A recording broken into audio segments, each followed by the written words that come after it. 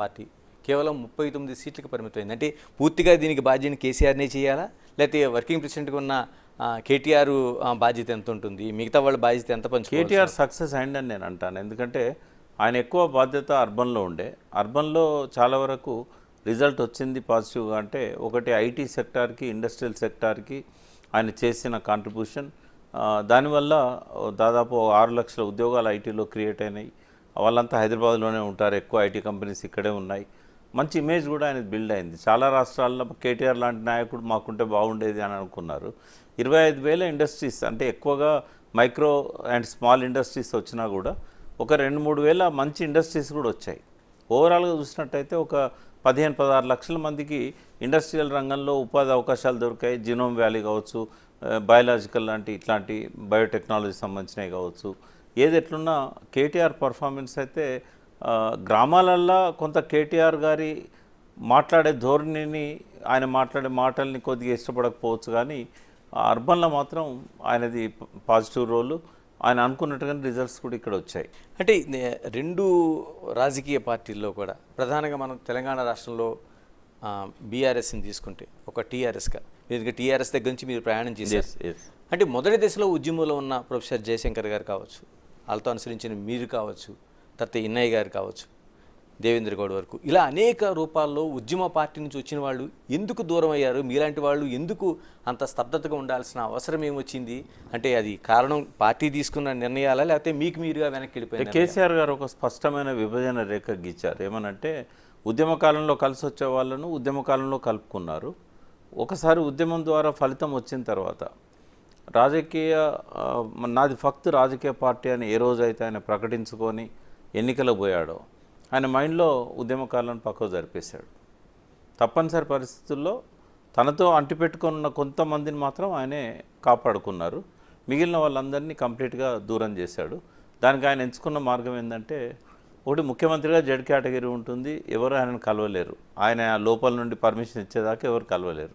ఆయనను కాంటాక్ట్ చేయాలంటే ఏ రకమైన కమ్యూనికేషన్ ఉండదు. ఎవరైనా అక్కడ పార్టీ నాయకులను అడిగితే మాతో కాదని చెప్పేస్తారు. పార్లమెంట్ ఎన్నికలకు సంబంధించి చూస్తే పూర్తిగా ఘోర వైఫల్యం అనేది బీఆర్ఎస్ పార్టీగా మనకు అనిపిస్తుంది. అంటే ఎక్కడ లోపం జరిగింది? అంటే అసెంబ్లీ తర్వాత కోలుకోలేకపోయారా, దాన్ని జార విడుచుకున్నారా? అంటే ఎప్పుడు సబ్జెక్టివ్ ఫ్యాక్టరీ ఆలోచించవద్దు. యుద్ధానికి పోయినప్పుడు వ్యూహం అనేది సరిగ్గా ఉండాలి. ఈయన ఎవరితో యుద్ధం చేయాలి? ఇప్పుడు ప్రజలు ఏమనుకుంటారు? అపోజిషను, అధికార పక్షం, ప్రో మోడీయా యాంటీ మోడీయా, దాని మీదనే జరుగుతుంది. ఎందుకంటే మోడీ ప్రధానమంత్రి ఉన్నాడు, 10 ఏళ్ళు ఉన్నాడు, యాంటీ ఇన్కంబెన్సీ ఉంది. మోడీ 3వ సారి రావాలా లేకపోతే రాకూడదా అనే దాని మీద ఎన్నిక జరుగుతుంది. ఓకే, ఆ ఓటును ఉంటావా, ఈ ఓటును ఉంటావా? ఏ ఓటును ఉండకపోతే నిన్ను ప్రజలు ఎందుకు చూస్తారు? 2 కూటములలో లేని వాళ్లకు చేదు ఫలితం వచ్చింది. అదొక మన దగ్గరనే రాలే. ఆంధ్రలో జగన్కి వచ్చింది, ఒరిస్సాలో నవీన్ పట్నాయక్ వచ్చింది, ఇక్కడ కేసీఆర్కి వచ్చింది. యుద్ధం జరుగుతున్నప్పుడు ఏదో ఒక పక్షం ఉండాలి. యుద్ధం 2 వర్గాల మధ్యనే జరుగుతుంది, 3 మధ్య జరగదు. నువ్వు ఎటు లేకపోతే కనీసం మాట మాత్రంగానైనా ఎటో ఒక దిక్కు ఉన్నట్టుగానైనా ఒక మెసేజ్ ఇవ్వకపోతే ఇద్దరితో నువ్వు పోరాడలేవు కదా. అంటే ఇద్దరితో పోరాడినట్టు ఎక్కడ మనకి పార్లమెంట్ ఎన్నికల్లో సంకేతాలు ఎక్కడ కనిపించలేదు. మన ప్రధానంగా కాంగ్రెస్ పార్టీని టార్గెట్ చేస్తున్నట్టే ఇంకొక పెద్ద లోపం అది. ఎందుకంటే కాంగ్రెస్ అసెంబ్లీ రాజకీయాలలో అధికారంలోకి వచ్చింది, ఈయనను పక్క పెట్టింది. కానీ పార్లమెంట్ ఎన్నికలలో నీ కాంగ్రెస్ ఎందుకు శత్రువు కావాలి?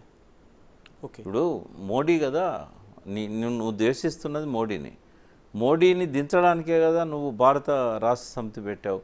ఈ 2 పార్టీలు కూడా ప్రజల సమస్యలను అర్థం చేసుకోవట్లేదని చెప్పి 3వ ప్రత్యామ్నాయంగా వస్తానని చెప్పి అన్నావు. 3వ ప్రత్యామ్నాయంగా రాలేదు. అసెంబ్లీ ఎన్నికల్లో ఓటమి తర్వాత ఆ వచ్చిన మహారాష్ట్రలో కూడా అందరు వెనక్కిపోయారు.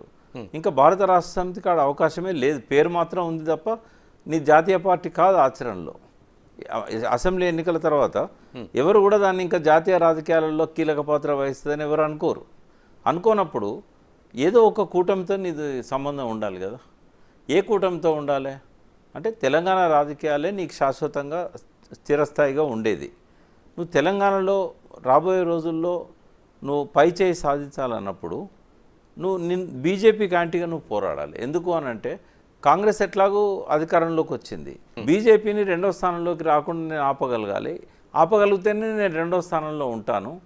కాబట్టి బీజేపీ నాకు ప్రధాన శత్రువు అనే మాట కేసీఆర్ నోటి నుంచి రావాల్సి ఉండే. అంటే గుర్తించలేకపోయారంటారా? గుర్తించలేదు, ఘోర వైఫల్యం.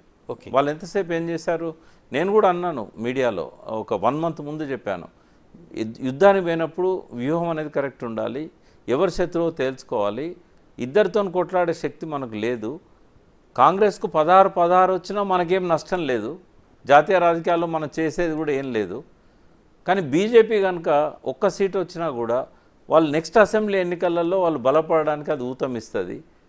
కాబట్టి బీజేపీనే ప్రధాన శత్రువుగా టార్గెట్ చేసి కేసీఆర్ గారు కొట్లాడాలి అని చెప్పాము. కానీ ఆయన ఏం చేశాడు, అసలు ఒక్క మాట కూడా బీజేపీ మీద అనకుండా చాలా తక్కువ, అంటే ఉదాహరణకు 1 day బిఫోర్ ఆయన తెలంగాణ భవన్లో పెట్టిన ప్రెస్ మీట్లో ఎలక్షన్లకు ముందు గంటసేపు రేవంత్ రెడ్డి గురించి కాంగ్రెస్ గురించి మాట్లాడి ఒక 5 నిమిషాలు కూడా బీజేపీ గురించి మాట్లాడలేదు. అంటే